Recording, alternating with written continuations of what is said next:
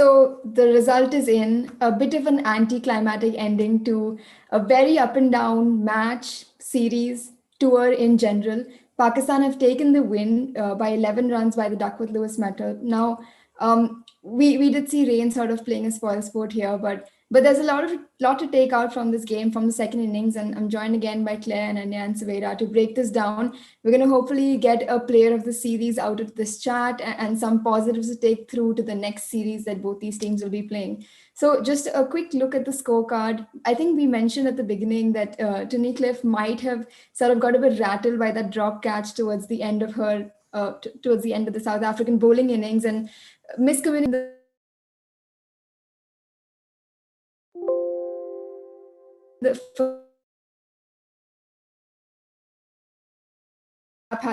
in the bowling department. And then we had Mignon Dupree, Lara Goodall came for a few runs, went out. Then Sune came on. And I think that was like the level-headed experienced partnership that was set to sort of take this match right till the end. But unfortunately, rain came in the way and the match was called off towards the end. Claire, starting off with you, you mentioned that these changes, there's some young changes, some new faces, but the stable-headed experienced players had to carry this through, and this almost took place. Oh, no, absolutely. I mean, I'm really happy for Pakistan. At least they've, finished the series on a win.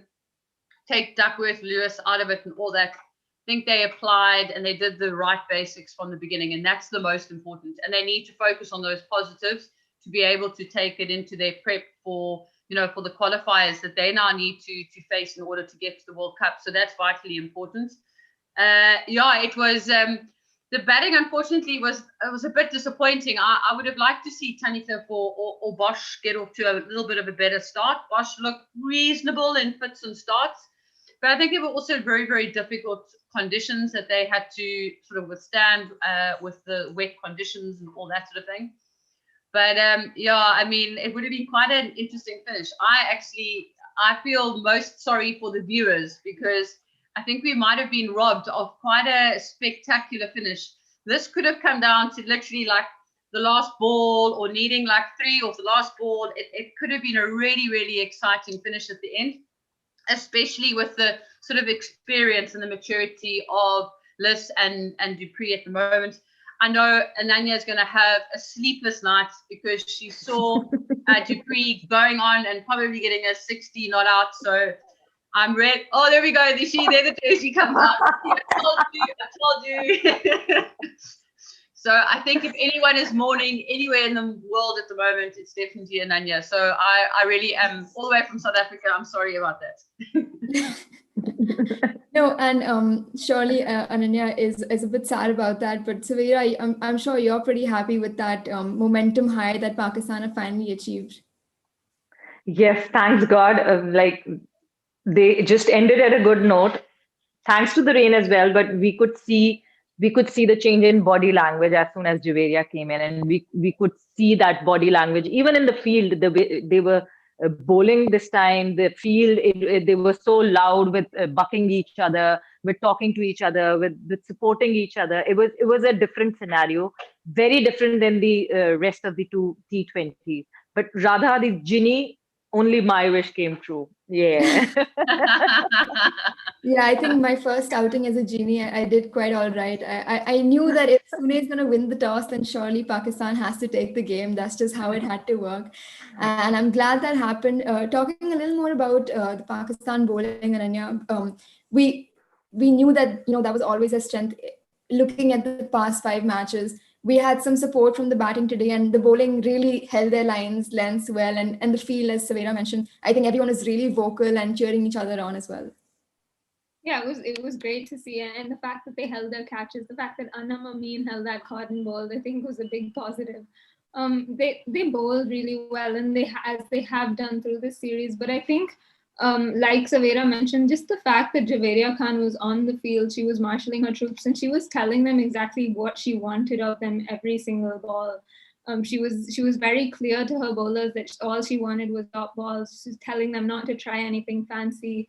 And there were very clear instructions every time they got the ball. So I think that leadership definitely played a huge difference. But I think, the way Anam Amin bowled today, she she was very good with her control, as she has been through her career. But I thought today particularly she bowled a really good pace, and that really nagging line and length, she didn't allow the batters to really come at her. And I think she's always been a very tricky bowler, slightly round arm action, doesn't get the ball, doesn't turn the ball at all, and it kind of skids on. And so with the rain around, it probably got onto the bat a little quicker than the South Africans expected. So she caused a lot of trouble, and I think she really set the tone for them. And I was really happy that they bowled her through, because she bowled really well with that new ball, and she's always been most effective with that new ball. So it was great from Javeria to see that she went for the jugular. She really wanted to put the pressure on South Africa, and it was great.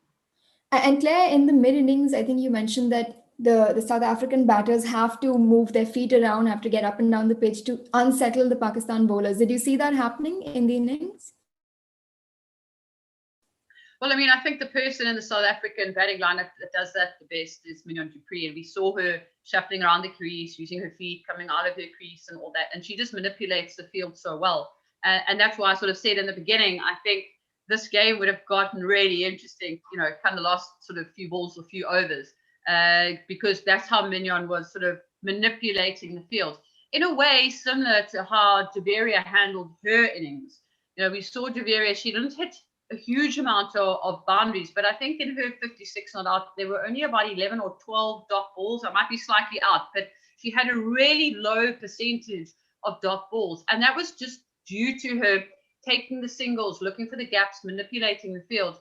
And I think that was, that's really what brought her the success. And that's where we saw that positivity from Pakistan going into their bowling and their fielding, and they really did produce the goods sort of this evening. They haven't put a foot wrong when it comes to the bowling. It's just always been the batting that have let them short. And so finally, I think they obviously got the batting together, got to a reasonable total, but it was the way they got to the reasonable total that was important. It wasn't sort of batter number 6, batter number 7, batter number 8, like going guns blazing when they got in. It was really a very well constructed from their role model, from their captain, who sort of led from the start. And I think that made all the difference to them. Yeah, in Javeria's 56 runs, she hit 5 boundaries and just about 10 to 12 dots, as Claire said. So shows how much strike rotation she did, how much dropping the ball to her feet and actually running to the other end. And Sawera, I think in the past 2 T20s where she missed out, you've constantly been harping on the importance of Javeria. So I'm going to give you this opportunity. Just let us know what your thoughts were on her batting and as well as her captaincy on the field today. We've seen her batting good, but Radha, I would like to add the change that I saw during the bowling was that every time in the past 2 T20s, we have seen that Pakistan started off well. They did not capitalize on what they started. But this time around, just the way Ananya said, Anam Amin was bowling really well. So they just went out with Anam Amin. In first 7 overs, I guess Anam completed her complete quota of 4 overs. So this was something that was missing in Pakistan bowling, because early on in the first match, I believe Diana had brilliant start with 2 overs, but obviously she was saved for the penultimate over and all. But right now, Javeria was very clear about it, that she would use Anam all out because Anam was bowling really well. And this was something that we missed during our bowling as well. Our bowling was doing pretty well, but maybe it could have been better if Javeria would have been in the side. Talking about her batting, you've seen it all, the way she have batted, the way she have anchored the complete inning with the batters bringing around her and playing with it. Today, I believe if Aisha Naseem would have fired the way she fired in the last 2 T20s, maybe the target would have been a bit up, but it does not matter at the end of the day if Pakistan has won this last T20. And Ananya, sorry, if I can just add to that, I totally agree. And I think what I take out of this the ODI and the T20 series is the growth in Javeria Khan's captaincy. We were very critical of her, and that's part of our roles and what we need to do by identifying strengths and weaknesses. That's what we talk about. But in the beginning, you could see she lacked confidence. She wasn't quite sure on what she should be doing. And I think Pakistan need to take that out as a huge positive. I think she has grown tremendously as an individual and as a captain. And we saw what South Africa did on Sunday with Cup, bowling Cup through and bowling her full portion of 4 overs. And we've touched on that gut feeling. And for me, it was almost like a gut feeling for Javeria. She was like, no, we're not going to chop and change. And I know that's what we normally do. I've got this feeling and we are just going to bowl through.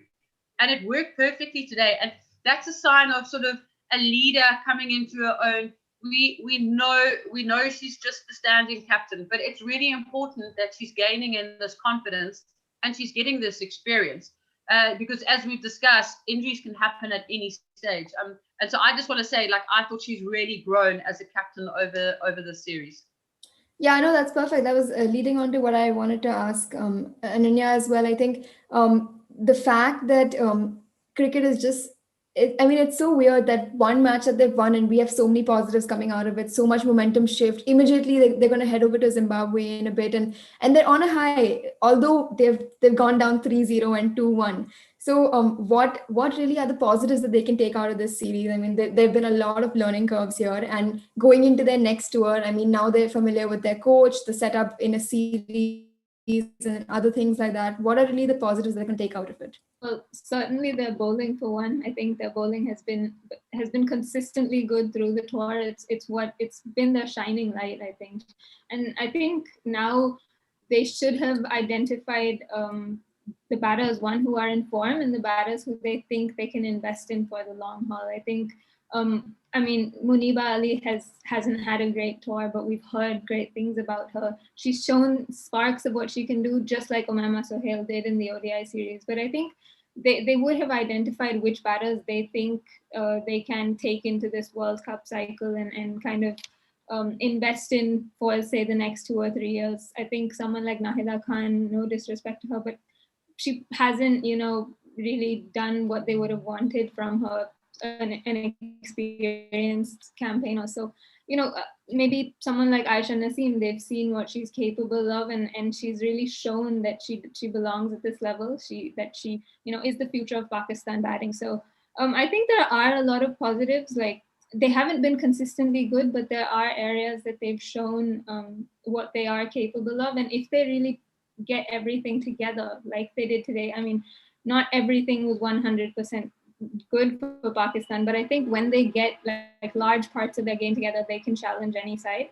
And it's the challenge for them will be to then get their batting and their bowling firing at the same time. So I think today what we saw was there was better energy, like Claire said, the fact that the body language was so much more positive. And I mean, imagine this is the difference with just one player.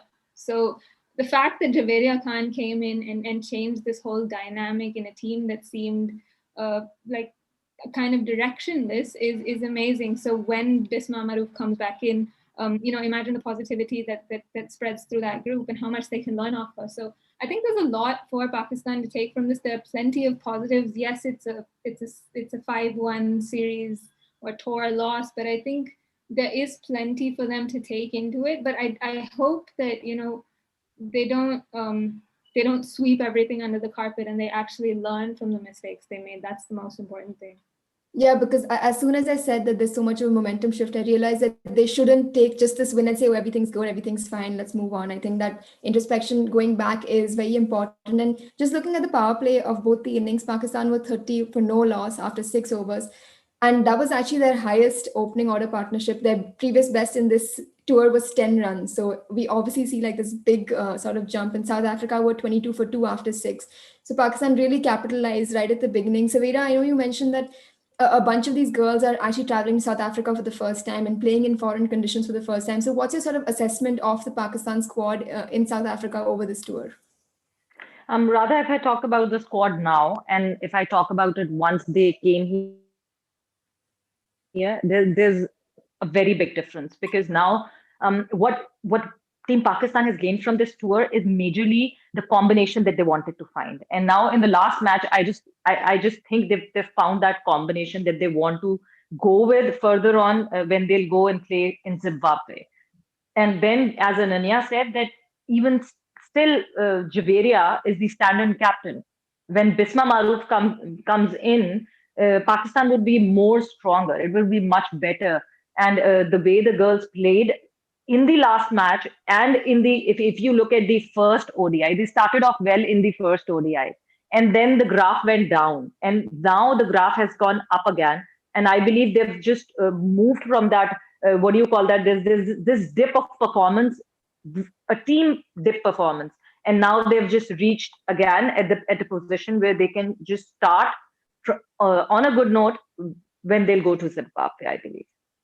Yeah, I think I mentioned that they're in this lull that they can't get out of. It's good to see that they've snapped out of that, and hopefully they carry that on. Before we move on to the next segment, which is the yay or nay segment for this match, Claire, I'd just like to wrap up this question with you. Is obviously we've spoken about South Africa, a lot of bench that they have shown by the rotation that Hilton has done over the past matches. What's the sort of assessment? Obviously, South Africa now comes to India in a bit, I think next month. How's that squad shaping up, and what's your assessment of their cricket over the series? So I've been very happy with Hilton's approach at giving everyone in the squad opportunities, sort of blooding them into the sort of first 11 and all that sort of thing.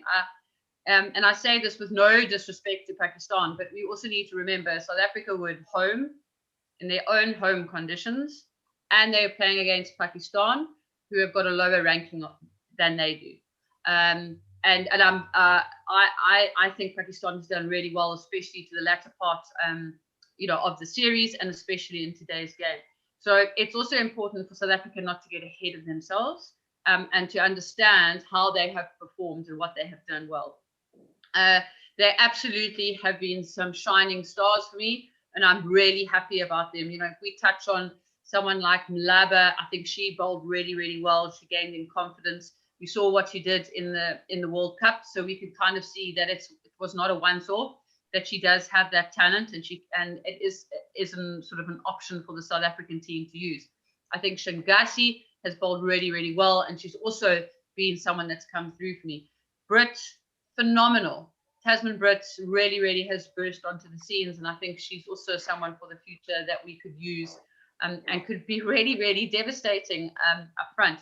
So, I don't want to go through the entire squad, but in general, I think they've done really well, and I think Hilton's done the rotations exceptionally well. So now it's kind of a case of keep giving people opportunities, keep building on the skill, keep giving individuals the confidence, and then working on those combinations. Okay, and like we've just said with Pakistan, those combinations.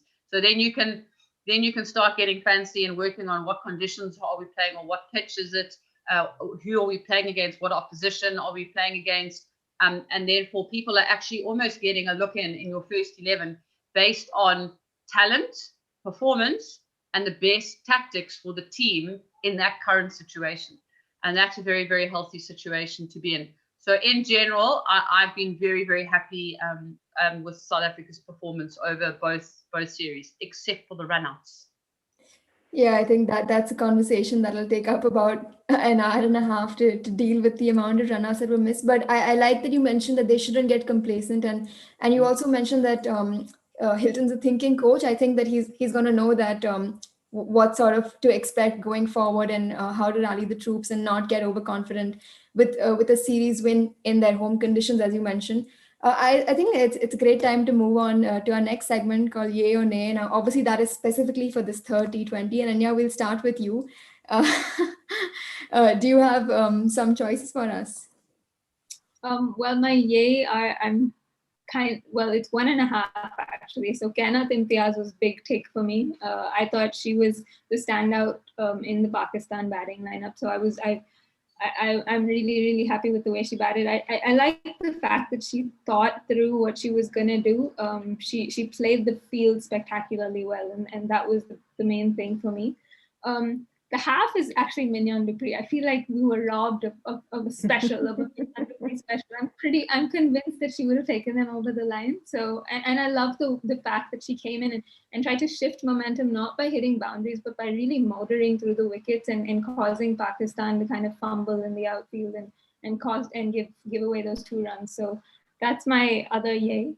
My nay is, it was just one moment on the field. Neither bowling that no ball, which was caused because there were 5 fielders outside. And the fact that Pakistan or the captain or the fielders didn't realize that there were 5 fielders outside was my main moment. The fact, I mean, just normally as a bowler, you take a bit of time and check your field, but she didn't do that. So I was just, that's a no-no. And as for your yay moment, as the genie, I can confirm that Dupriya would have played a splendid innings if rain had not interrupted. Uh, so you can successfully keep that as a yay moment. I completely approve of that. Sawera, your yay and nay moment from this game. Definitely Pakistan winning it, but Javeria's batting and Javeria's captaincy would be my yay moment. And my nay moment, maybe it would be the rain. I would say, yeah, rain would be the nay moment for me. Yeah, interesting. The one factor that we can't control. Fair enough, I guess. Claire, your yay and nay moment, the last of this series. Go for it.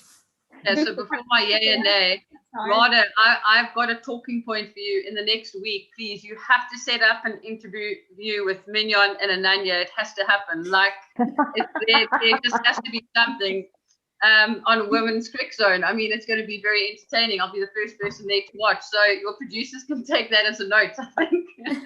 Absolutely. But yeah, onto my yay moment. I have to agree with Sawera that the captaincy, not even talking about her batting, of Javeria Khan was phenomenal. And you know, she must have been so down after a 3-0 ODI series loss. I don't think people, you know, especially people who haven't played sports and all that kind of stuff, you can't quite understand that black spiral hole that you get yourself into. And it's taken a huge amount of strength, and I'm really, really chuffed for her and the Pakistani side that they got the win at the end of the day. So that's definitely my yay. The nay for me is, it's going to sound a little bit weird because it was sort of one incident, but it was Tunnicliffe's drop catch. And the reason I say that for me is as a youngster trying to get yourself into a team and stamp your authority or just sort of get a look in, what that must do to you mentally when you then literally, I think it was about 8 balls later, you have to go in and open the batting. It's just a good learning curve for, I think, a lot of people. And it stood out for me that drop catch almost cost her batting innings because of that confidence and you doubting yourself the whole time. So that for me was a little bit of a nay moment. Yeah, but hopefully learning curve. I think Hilton's gonna take that as the opportunity he gave him and gave her, and surely she's gonna take away what she can improve from that. But turning the tables real quick. So at the end of the third ODI, we had the ODI player of the series, and there was a lot of agreement. I think we settled with Diana Baig at the end of the discussion, but the T20 player of the series now, obviously, different faces sort of coming to light in this format in the tour. Feel free to agree with each other. I feel like we'll end up doing that as well. And Ananya, I'll give the floor to you first. Your player of the series. Can you go past Shabnam Ismail is my first question. I mean, a 5 for, she got a 2 for, the way she fielded. I mean, I think she was the standout for me for this series. And again, team pacer, so I'm biased. But I also really enjoyed watching Tasman Brits bat. I don't want to give it to a batter because batters get most awards. But yeah, I think the fact that she got an opportunity during this series and took it with both hands. She's now scored all 3 T20I half centuries against Pakistan. So she enjoys batting against them. So maybe it was an opposition or it was a tactical selection, as Claire likes to call it. But she was really, really good. So it would be 1 Ismail, 2 Brits for me. Perfect. I think although you're biased, I think that call is very fair. Ismail had just a beautiful T20 series. Sawera, your thoughts? For me, I'd say Diana Baig, obviously, because the way she played and the way she led the team, led the bowling of the team.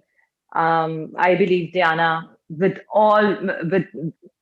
collaborating with all the bowlers and then the bowlers not responding. If I talk about ODI, Diana seemed to be the lone warrior in the beginning.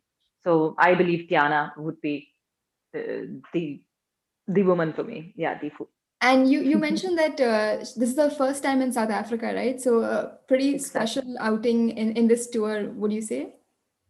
Exactly. This is the first time that she's made it. And by looking at Diana, we think that she's such a senior. But when I look at her matches, that she hasn't played much because she's been out of the team, then in the team, then injury, then in the team back. So she's played for Pakistan in bits and pieces. So now I think she's got the chance to have a complete run. And the way she bowled here, like she hasn't played in South Africa before, I believe it was outstanding from her. Yeah, fair enough. Though I think those two were the names brought up in the ODIs as well. Claire, one all, no pressure on you.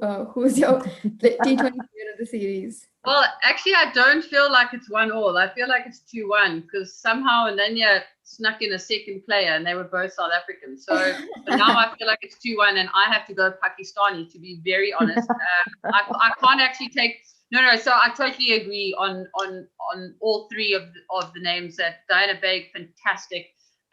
Tasman Brits, brilliant. And Ishmael also just fantastic. But I actually want to throw out Ananya in there. I thought she was fantastic as well this series.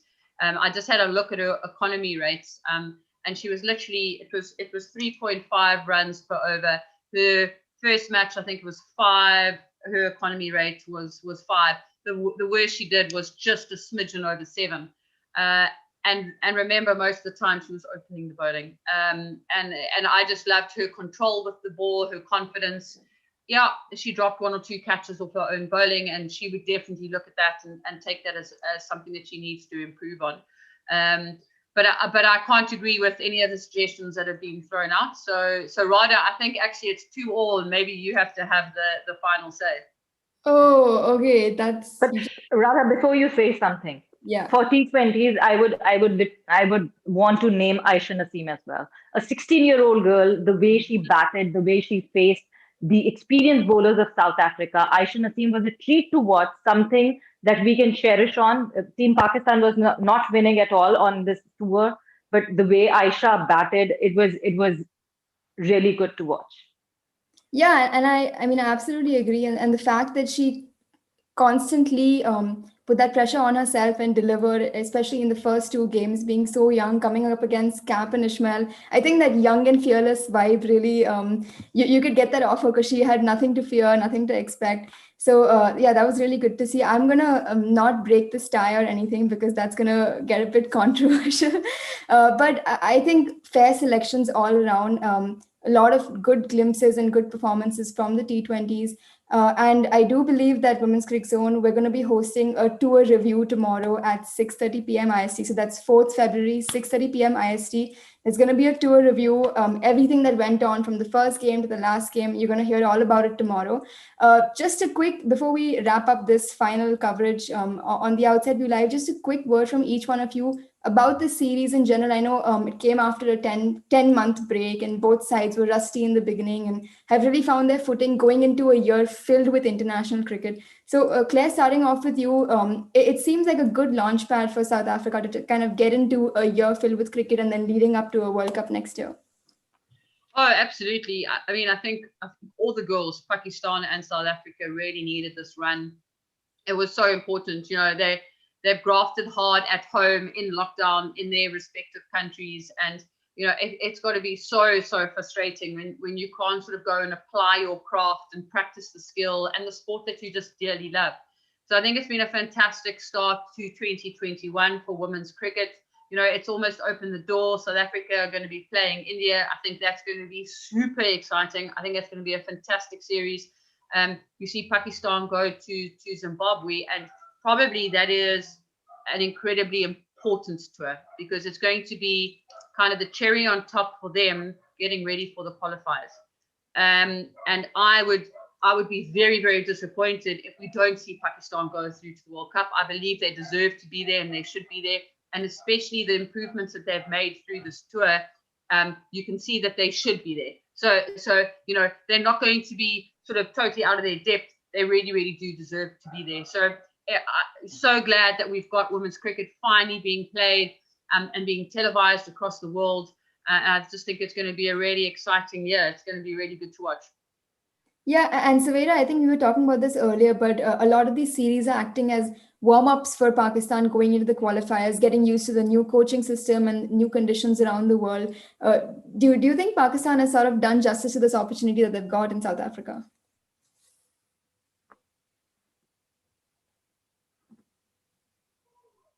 Partially yes, because it was just the last game where we saw Pakistan clicking in. But yes, because with these injuries and all, and Pakistan playing that way, I believe they were okay with the South Africa series, and it was honestly a treat to watch because after so many months we get to see some women games, some women live matches. And now that Pakistan would go to Zimbabwe, and when Pakistan comes back in a few months of time, England women would tour Pakistan, which would be a very, very good and very big series to watch. So I believe they'll just gain all that confidence from all the away matches, all the away series. And then when they'll come back home, we'll see a different side. We'll definitely see a very confident Pakistan. Yeah, I believe that England series is coming up in October, which is, I mean, I think it's great to see. Ananya, just a word on Claire mentioned this, but this, credit to Cricket South Africa and Pakistan Cricket Board, because this has just opened the floodgates for everyone, all cricket boards, just thinking that, hey, we need to get international games for our women's team as well. So a great starting point to the year. I mean, definitely is. And I think also the quality of cricket, or the fact that we saw so many tight games, shows how close the competition is. And like you said, yeah, credit Cricket South Africa and the CB for organizing this. I mean, it's outside the ICC ODI Championship. You don't see too many series that are played outside the ICC ODI Championship. And that's really important, I think, to just organize as many tours and bilateral series as possible going into the World Cup this time. The fact that South Africa and Pakistan, two teams that are really really keen on rising up that ladder, that they're not, South Africa are now in the top four, but I think it shows the intention of both these countries, of how serious they are taking their women's cricket, and the fact that they're really keen on developing the women's side, and really want to challenge those, I mean, the likes of, I suppose, Australia, England, and India, who are usually in that top four position. So I think it shows a lot of initiative, or intent, as we like to use in cricket. I think it's really good positive intent from the boards, and the players have really responded. So it was great to watch the series. I thoroughly enjoyed it, and hopefully this is just the beginning of a year filled with women's cricket. Right, and to wrap up, this series has sort of set the platform, it's set the stage. It's also given a little bit of a wake-up call to the rest of the board, saying, "Hey, we're playing cricket, so you better up your game too," which is great to see always. More cricket coming up in the coming months. Just a quick wrap on this series. It started with the first ODI that was probably the closest of all the games, and has ended on a pretty anticlimactic T20, which was filled with rain as well, but a lot of talking points, and we're hoping that you've enjoyed the coverage that we've provided through these 2 weeks. Big thank you to all our experts who've constantly come on these calls and dealt with my jokes, and my debut as a genie was not too bad. I think Pakistan got Pakistan got a win, but yeah, just a quick wrap. Thank you for everyone who's tuning into this post-match coverage. It's pretty late out here in India, but glad that everyone's tuned in. You can send your feedback in the comments. We'd love to read it. Once again, there's a tour review tomorrow on the 4th of Feb at 6:30 p.m. IST. So make sure you drop in and catch that. And that's it from us at Women's Cricket Zone.